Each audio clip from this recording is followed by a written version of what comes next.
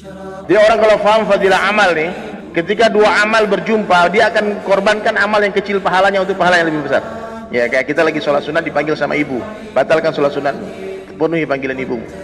Abang lagi sholat sunat, tahu-tahu iqamat, kita udah kira-kira nih sampai habis iqamat masih rakaat pertama nih, batalkan sholat sunatmu sama-sama dengan imam takbiratul ula, itu pahala yang lebih besar. Jadi kalau kita lagi zikir, tiba-tiba ada orang, hentikan zikirmu, zikir kalbi kita, kemudian melangkah ke sebuah amal yang lebih besar, yaitu zikrul akbar, dakwah.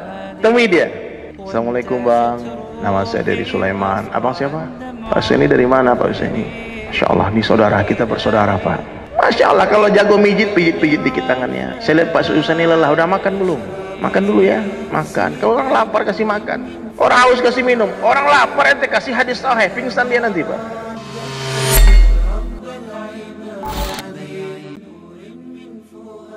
Yang memuliakan adalah Allah, yang menghinakan adalah Allah. Allah mampu memuliakan orang biasa tanpa jadikan dia raja. Allah pun mampu menghinakan raja-raja tanpa mengambil kerajaannya.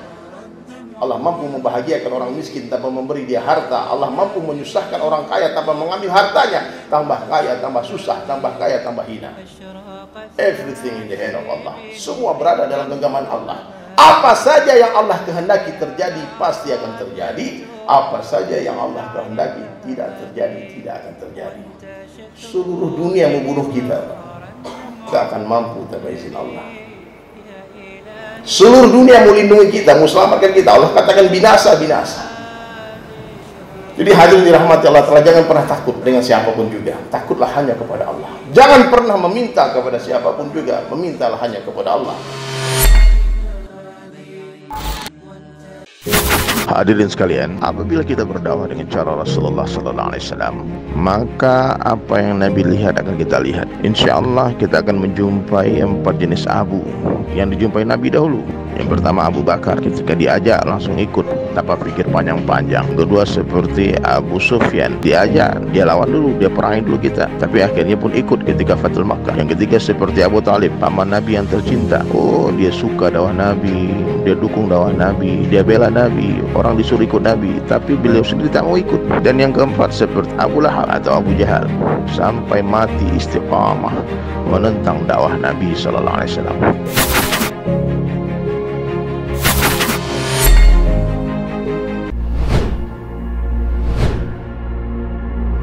Allah Subhanahu wa Ta'ala telah menciptakan 2 kehidupan, yaitu kehidupan dunia dan kehidupan akhirat. Di akhirat Allah Ta'ala menyiapkan 2 tempat, dan di dunia Allah Ta'ala telah menjadikan 2 jalan, yaitu jalan menuju surga dan jalan menuju neraka.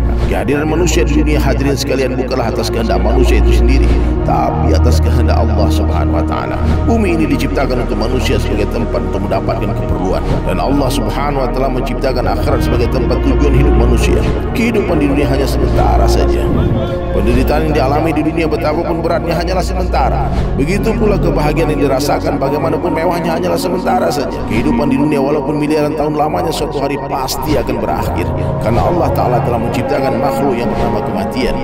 Kehidupan di dunia walaupun sementara tetapi sangat menentukan kehidupan selanjutnya di akhirat, karena dunia diciptakan untuk persiapan akhirat dan kematian adalah awal kehidupan selama-lamanya. Belum tentu benar, yang kalah belum tentu salah. Ini dunia tipu-tipu semua. Orang kaya sama orang miskin, secara logika, saya mau tanya, lebih bahagia siapa? Orang kaya adalah orang yang memiliki harta yang melebihi keperluannya. Tuh. Orang miskin makan 1 piring, orang kaya makannya berapa piring? Sama. Orang miskin pakai baju 1 lembar, celana 1 lembar, semua satu setel. Orang kaya berapa lapis bajunya? Sama. Orang kaya punya mobil mewah, orang miskin juga bisa naik mobil mewah. Kok bisa? Diajak sama orang kaya. Kira-kira yang menikmati mobil itu yang punya mobil apa yang numpang? Masya Allah Pak Haji, mobil apa ini katanya. Yang punya mobil mikir 2 hari lagi cicilan masuk.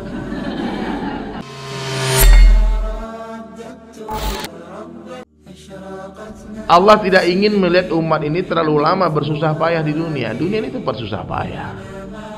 Orang kaya susah dengan kekayaannya, orang miskin susah dengan kemiskinannya. Semua susah, coba mana orang gak susah di dunia? Yang cantik susah dengan kecantikannya, yang pas-pasan susah juga pengen cantik. Pejabat susah dengan jabatannya, Masalah-masalah di dunia ini silih berganti. Dan Allah Ta'ala sayang kalau berikan solusi itu semua masalah. Satu aja solusinya apa? Agama. Orang kaya amalkan agama, selesai masalahnya. Orang miskin amalkan agama, selesai masalahnya. Pejabat-pejabat amalkan agama, selesai masalahnya. Agama mengajarkan kita untuk apa? Untuk tidak mencintai dunia.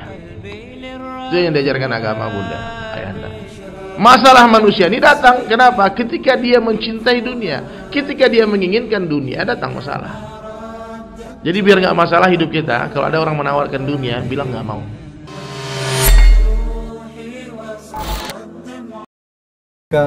Pengalaman kah, atau lebih kepada karena Anda belajar mendapatkan ilmu, akhirnya dicurahkan melalui lirik lagu ataupun kaligrafi?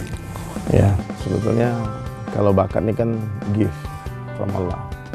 Nggak bisa dipelajari, nggak bisa melalui pengalaman juga. Buktinya ada orang yang mati-matian belajar gitar nggak bisa main gitar. Nah, ada orang yang mati-matian belajar ngelukis tetap aja dia nggak bisa bikin lukisan. Nah, jadi saya memang merasa Allah Ta'ala beri kelebihan di tangan saya untuk itu. Dan ini mesti digunakan untuk dakwah.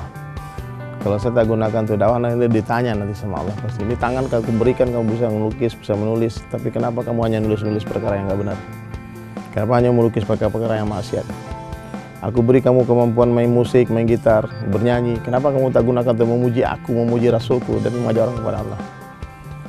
Dan ternyata dari sejarah kita lihat tersebarnya Islam di Nusantara melalui pendekatan sosial budaya.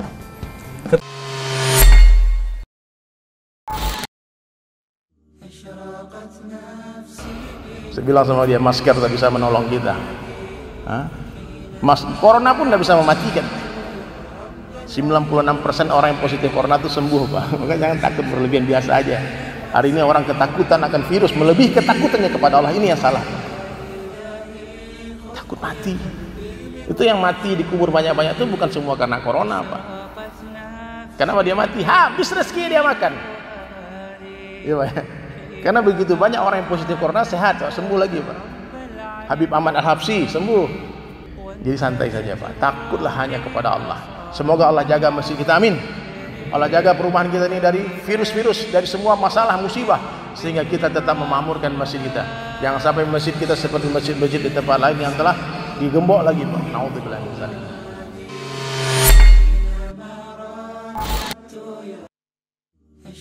Pedagang berdakwah dengan perniagaannya, petani berdakwah di sawah, nelayan berdakwah di laut, seniman-seniman berdakwah dengan karya-karya positifnya. Pelukis-pelukis, sini mungkin ukiran-ukiran indah nih, Pak. Kalau nggak ada seniman, Pak, nggak ada ini, Pak, ukiran indah ini, Pak. Sejuk kita lihat masjidnya. Desainnya, Pak, Masya Allah, dibangun oleh orang-orang yang berjiwa seni. Berdakwah dengan karya-karyanya. Maka hari ini kalau ada teman-teman artis hijrah, Pak, saya bilang sama dia, jangan tinggalkan profesimu, kau tetap jadi artis. Allah bisa menjadikan kamu hidayah, memberi kamu hidayah sebelum jadi artis. Tapi kenapa Allah beri kamu hidayah setelah jadi artis? Gunakan popularitasmu untuk memperkenalkan Allah kepada manusia. Gunakan keahlianmu untuk mengajak manusia kepada Allah. Yang pejabat-pejabat politikus, tetap kalian menjadi pejabat, jangan berhenti, Pak. Gunakan kekuasaan untuk menolong agama Allah.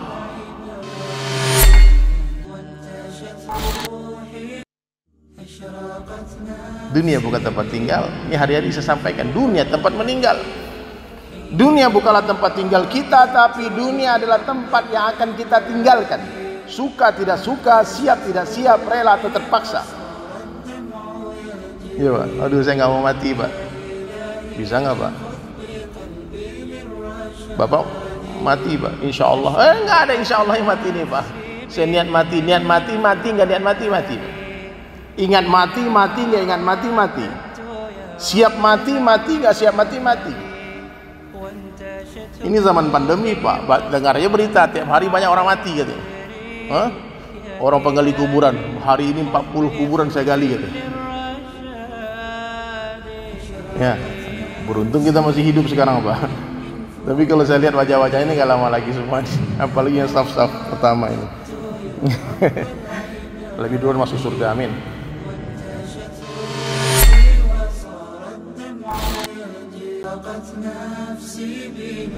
Saya pribadi tetap mendoakan hidayah buat si pelaku, dan saya bersyukur Allah Ta'ala selamatkan si Ali Jaber.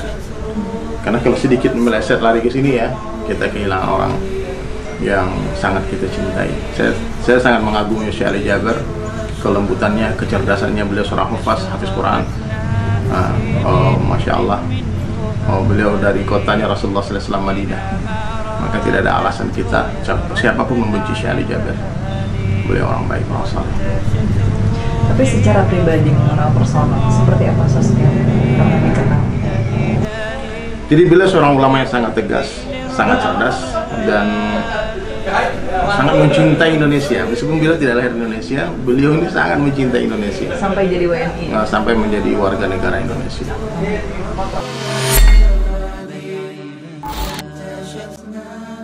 Kenali Allah. Siapa saja yang mengenal Allah, dia pasti akan mencintai Allah. Siapa saja yang mengenal Allah, dia pasti akan mencintai Allah. Siapa saja yang mencintai Allah Ta'ala, dia pasti akan takut kepada Allah.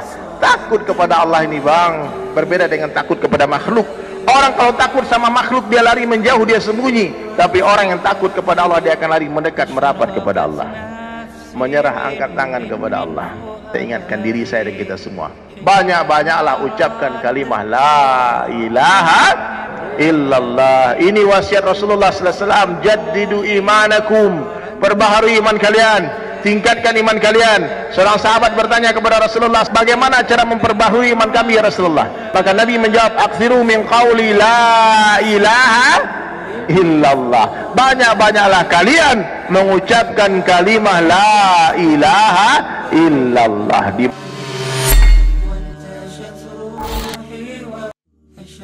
Jadi pasang niat yang tinggi-tinggi, pasang niat yang bagus-bagus. Penilaian orang gak penting. Ya, saya nggak peduli orang mau nilai kamu bodoh, kamu ini nggak apa-apa. Letakkan diri, kata guru saya, di bawah rumput. Kamu letakkan di kamu belajar tuh sampai mati. Kalau orang belajar sampai mati nggak pernah kena tilang, betul nggak? Coba nanti pulang naik mobil, pasang di pelang mobil kita tuh tulisan belajar. Kira-kira ditilang kan kalau salah parkir? Jadi orang yang belajar tuh nggak pernah salah. Tapi kalau orang sudah merasa pinter, dia lepas pelang belajar itu, nanti kita salah terobos lampu merah, salah parkir dan sebagainya, langsung polisi nggak mau tahu, dia akan tilang langsung. Jadi sampai kapan kita belajar? Sampai kita mati kita belajar.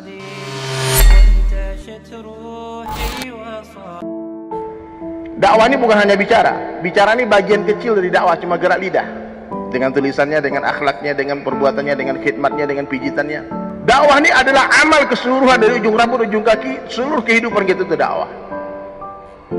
Ya, di dakwah itu jangan dipikir ceramah, Pak. Hari ini orang salah paham, tidak boleh artis-artis hijrah berdakwah. Ini orang bodoh nih, Pak. Dia tidak tahu arti dakwah itu apa. Dakwah itu mengajak manusia kepada Allah. Sayyidina Abu Bakar paham kalimat dakwah nih, Pak. Hari ini dia masuk Islam, esok hari langsung mengislamkan 9 orang. Guru kita, murabbi almarhum Kiai Haji Arifin Ilham, ratusan orang dia syahadatkan di sini melalui perantaran beliau. Kita berapa, Pak? Siapa yang sudah islamkan 9 orang, berdiri coba, Pak.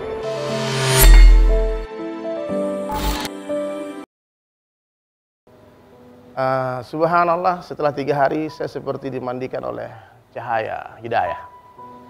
Saya bilang, ini yang saya cari-cari ternyata selama ini, agama ini. Saya merasa nyaman dan tenang di dalam ketaatan ini. Waktu maksiat juga senang sebetulnya, senang tapi nggak tenang. Jadi dunia ini ternyata, Mas Tukul, itu bisa mendatangkan kesenangan, tapi tidak bisa mendatangkan ketenangan. Coba lihat orang kaya-kaya hidupnya senang, party-party, tapi hatinya nggak tenang. Nah, itulah 3 hari 3 malam, subhanallah. 3 hari 3 malam saya di masjid, 72 jam. Setelah 3 hari 3 malam itu, ibarat ayam dikurung di kandangnya, dilepas, dia pasti rindu balik ke kandangnya. Iya. Begitu Mas Tukul. Sederhana aja programnya. Luar biasa. Senang tapi tidak tenang. Ini tidak senang tapi tetap nggak tenang juga. Bingung kan?